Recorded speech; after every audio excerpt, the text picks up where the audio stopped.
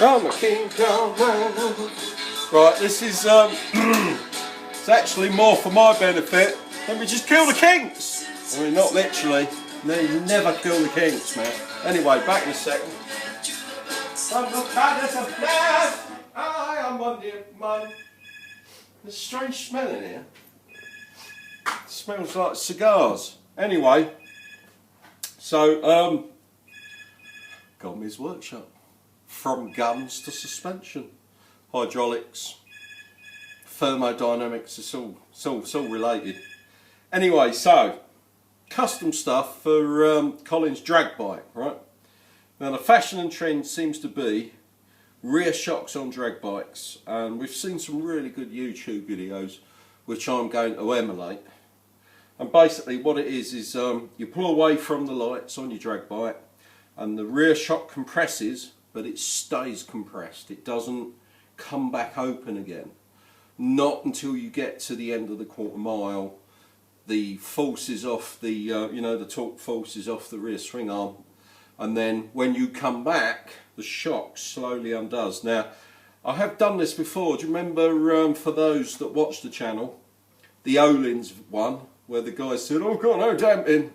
And you know, we locked it full up, went to pull the rod out, and the whole bench lifted off the floor. The video's called Basic Damping Test, because that's all we need, right? We just need to keep things basic. It's just a no-go gauge, if you want, for those, you know. I'm not even getting into that. Anyway, so what we have here, this is your piston. Well, I hope you can see this. I'm having to check in the in my viewfinder because I'm not really used to. I'm having to use an iPad to do me videos, basically, right?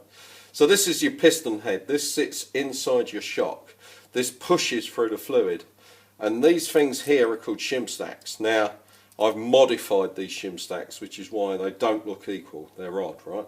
So when this is pushing through the fluid, compressing, the fluid comes through these channels and it comes down onto this shim here.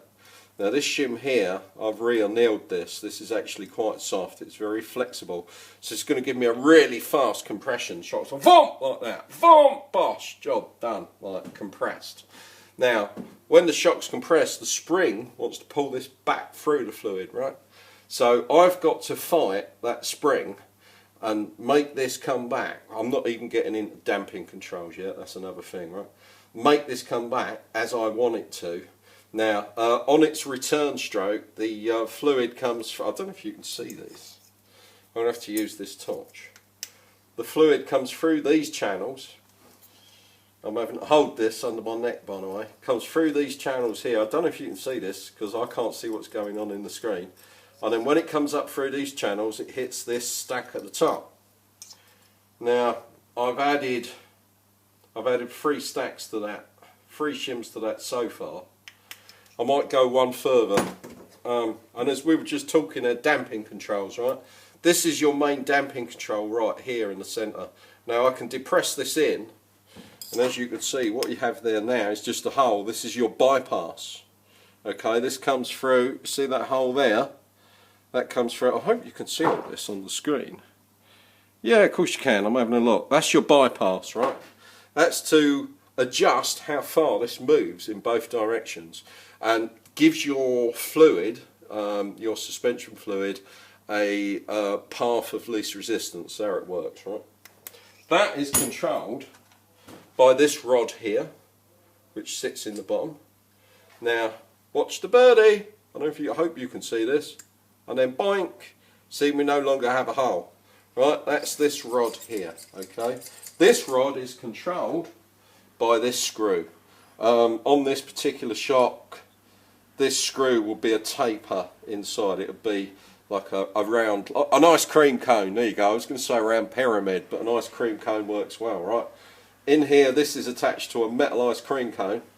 As you move this screw in and out, it pushes this rod in and out, which pushes this bypass in and out, which says how much we can or can't move fluid past this. Now, I may actually go one more and add one more to this top stack. I'm quite happy with this bottom one. This is quite flexible. Yeah, there's plenty of flex there. So, I'm going to put the shock together now, and we'll do some testing. We'll probably do that as part 2 or something like that. Sorry about the mess and my dodgy beard, but you know, as needs must. Anyway, buds, we'll see you soon. Ta-da, bye-bye.